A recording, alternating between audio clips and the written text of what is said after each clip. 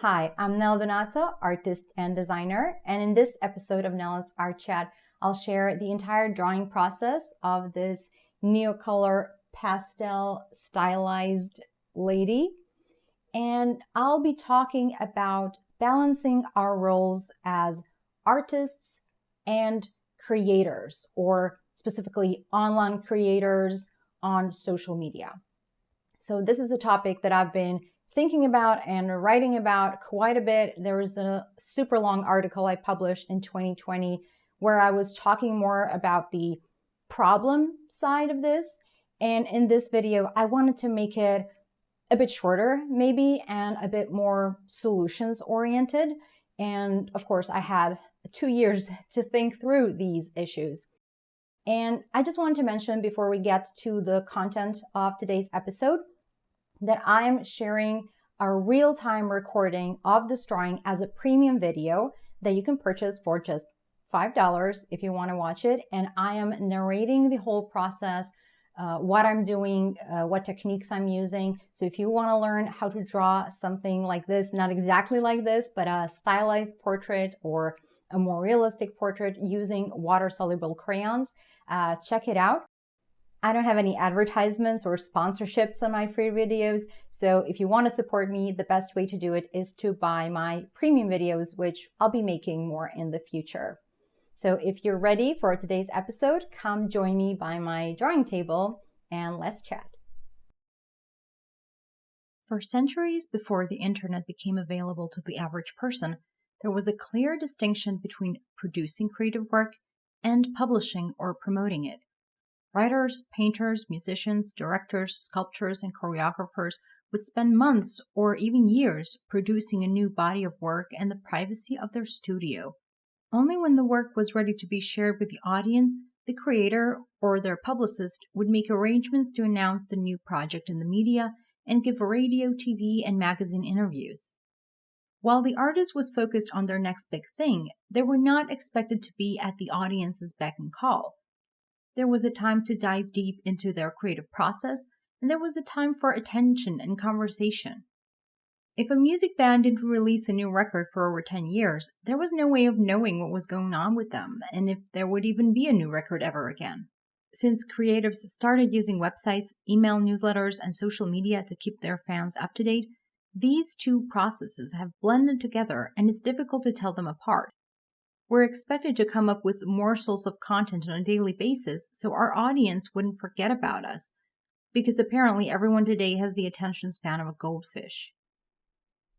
It may be different in other industries, but in visual arts and literature, there is an expectation that we need to keep people engaged in between big releases while creating said big releases at the same time.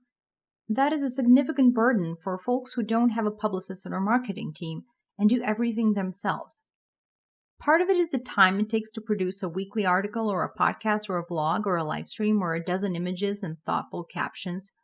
The other part is all the creative energy that is diverted from something important and substantial towards something ephemeral. After 2 decades of almost nonstop posting, I started to feel like I'm devaluing my art. I don't mean economically devaluing, like it's not exclusive enough if I post it online or anything like that. I'm not selling my paintings, so there's nothing to devalue in that sense. The type of devaluing that I'm concerned with is commodifying my art in order to receive units of attention, turning art into easily consumable posts on a semi-regular schedule. Basically, turning art into content. I think there's a distinction between art and content. This video is content. I produced it with the aim of creating something useful and interesting for the lovely people of the internet. I hope it will get views, comments, likes, and shares so that more people can find it and enjoy it. I'm not receiving any monetary benefits because I chose not to monetize my videos. I hate video advertisements. I don't want to force them on my viewers. And I hope that you appreciate the fact that I choose not to make money and allow you to watch this video uninterrupted. You're welcome. The artwork I created while recording this video is not content. It's art. I didn't make it for you or for anyone else. I made it for myself. This artwork has intrinsic worth, whether I publish it anywhere or not. Some artworks I choose to publish, some I choose not to. Since I stopped using Instagram, I scaled back how much art I post online. This has allowed me to disentangle art from content in my head. I used to publish images of my art the same day, sometimes within an hour of creating it. Now I go weeks or months without publishing anything, even when I've been creating lots of work. I have a healthier relationship with my art than I've had in many years. I clarify for myself when I'm in the role of an artist and when I'm in the role of a content creator. I do enjoy both, and I'm not knocking content creators. I just don't want to be reduced solely to that role. I know that my role as a content creator is more important to other people because that's what concerns them. Everyone watching and reading my stuff is asking themselves, what's in it for me? Why should I care? I get that. I'm doing that as well when I consume content. But my role as an artist is more important to me. And for my own self-care and well-being, which I talked about in episode 7, I choose to spend more time creating art than creating content. When I was younger, I felt like I had to give back to the internet for all the free educational value I received. I wanted to give back because I thought it was fair. And after all these years, I think I made a net positive, and I don't owe the world anything else.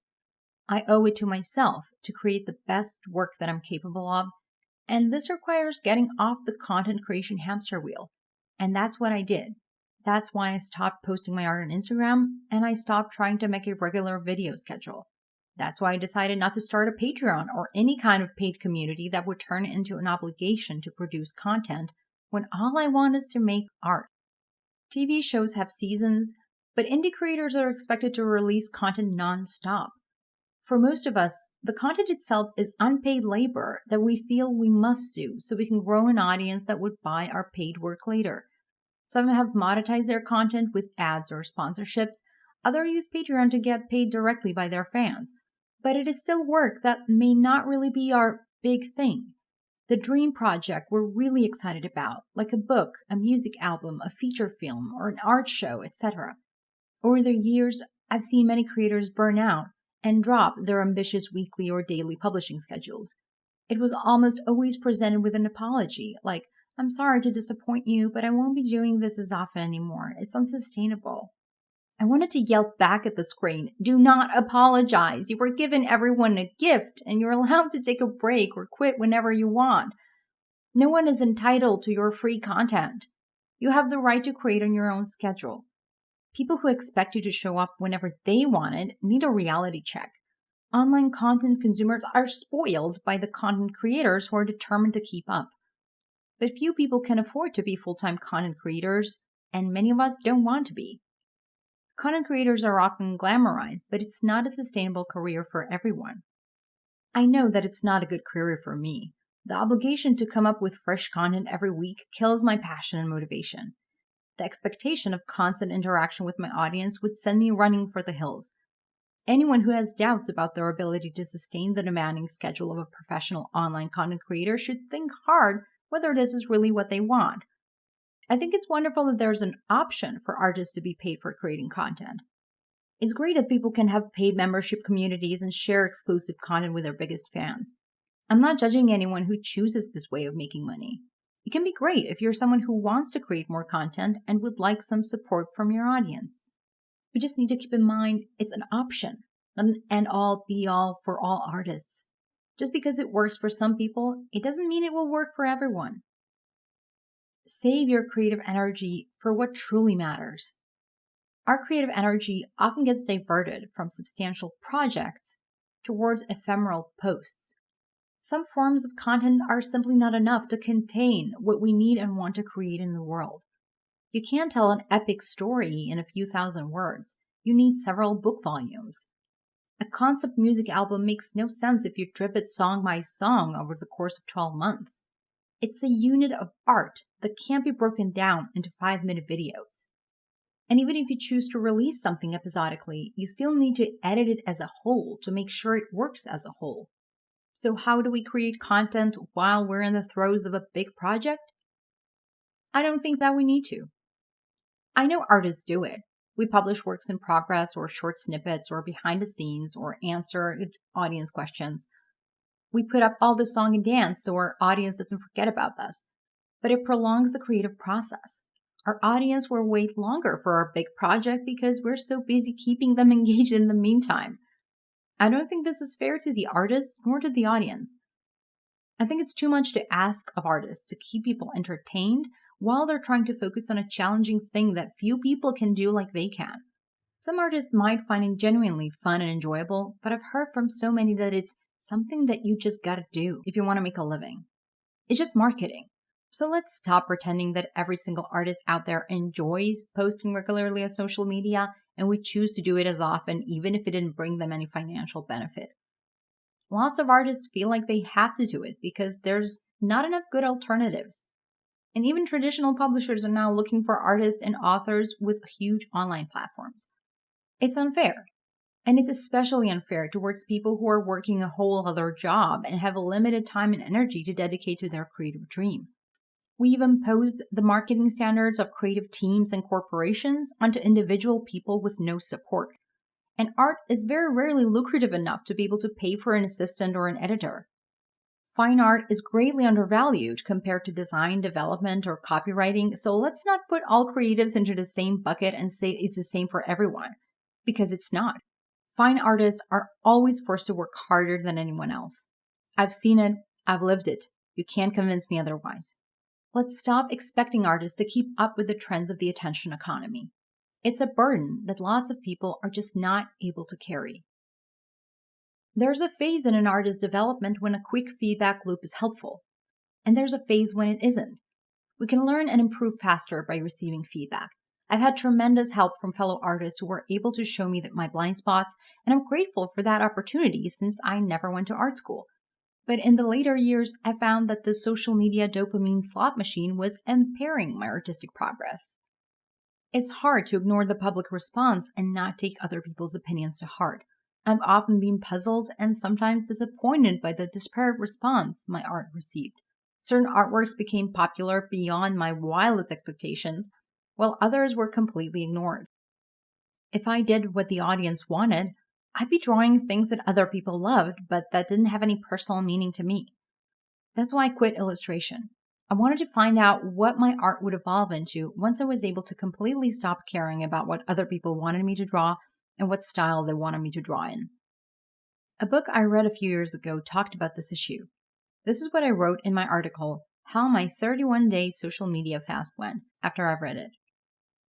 There's an interesting idea that I've read about in a book by Mark McGinnis, Motivation for Creative People.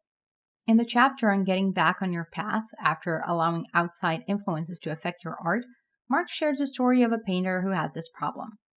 To separate the creation process from the process of publishing, Mark suggests putting your finished works into cold storage for 3 months and not showing them to anyone else during this time. After 3 months are up, you can decide whether to publish it, sell it, keep it, or scrap it.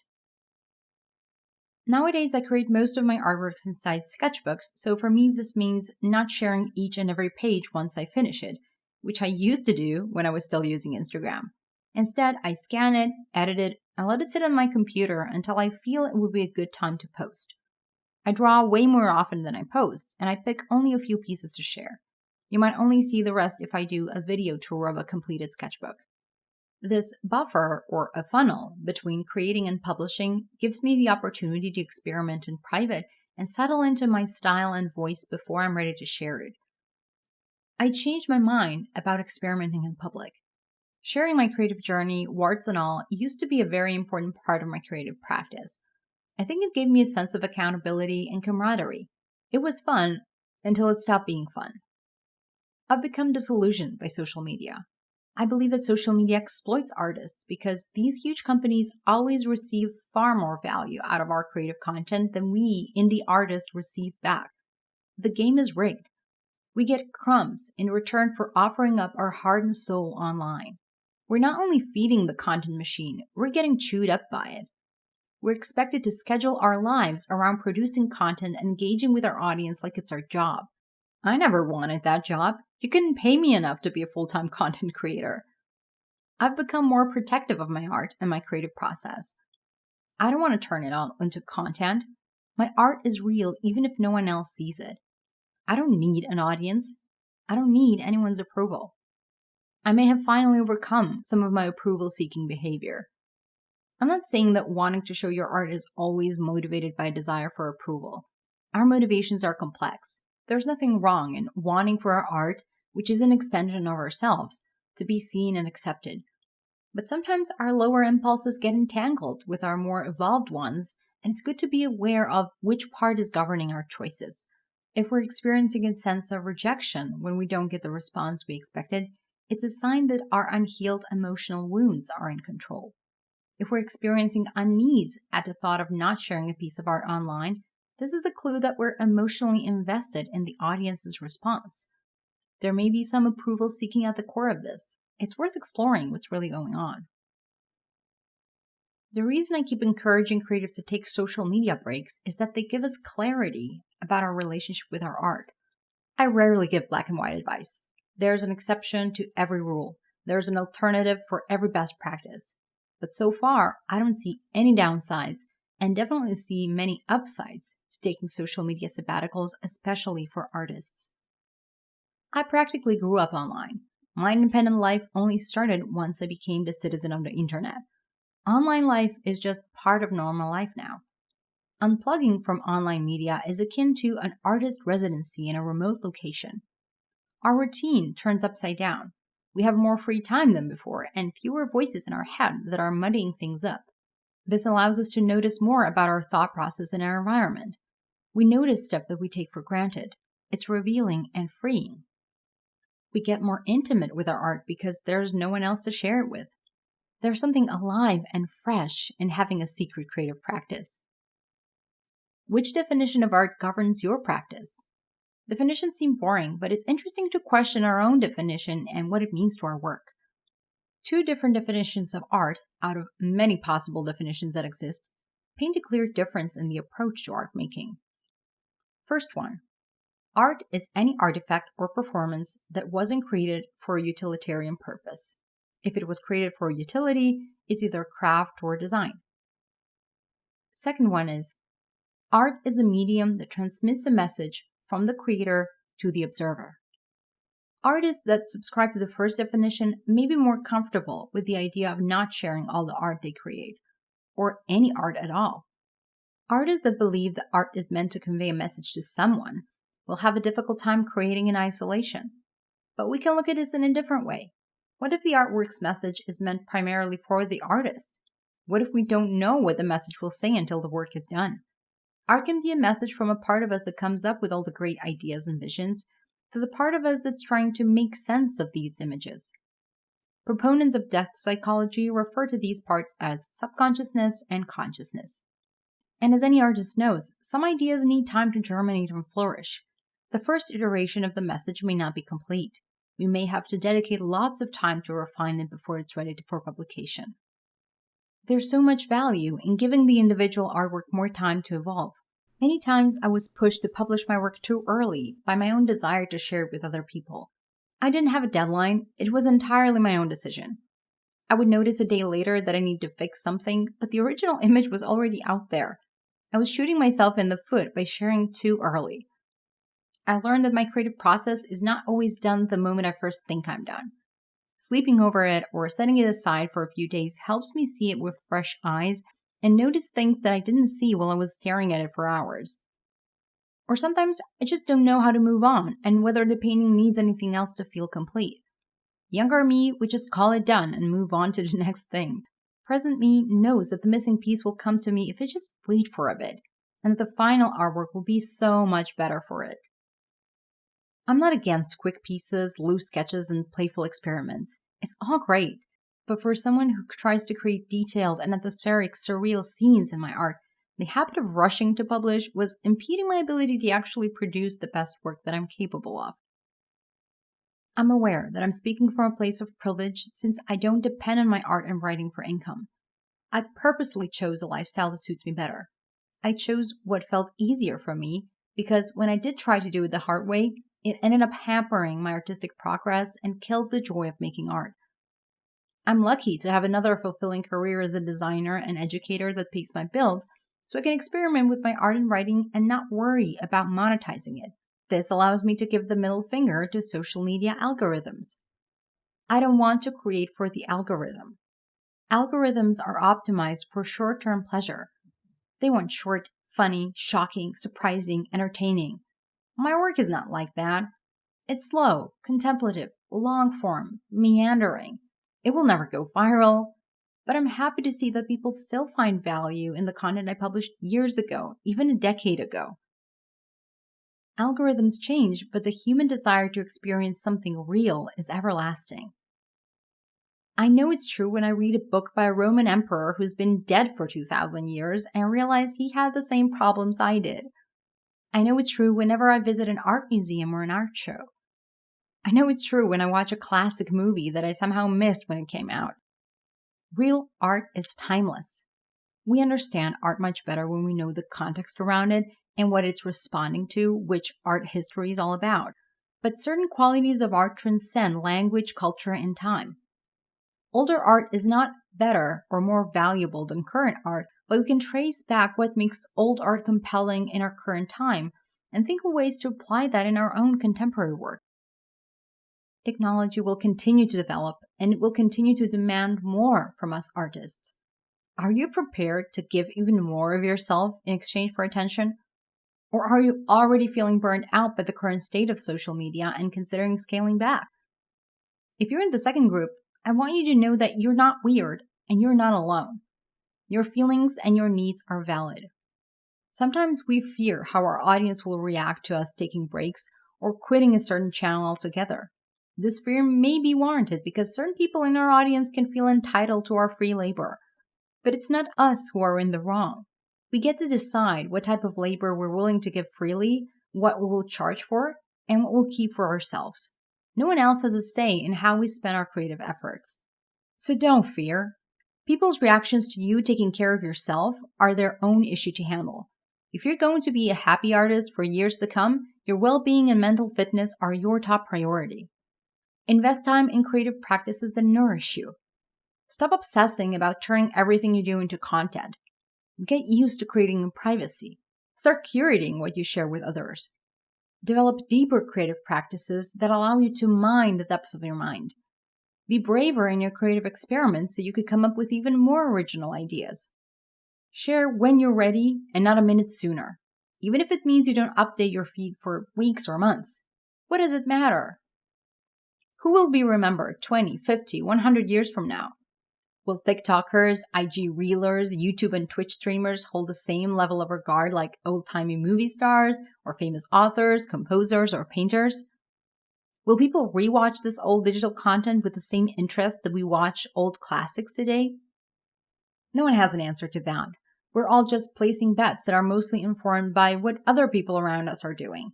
The problem is, those people don't possess some secret knowledge. They're betting just like we are. Some of them are thriving, others are struggling, and most of them won't admit when they're struggling, so everyone thinks they're successful. In the absence of knowledge, trust your own desire. If creating content fulfills you, keep doing it.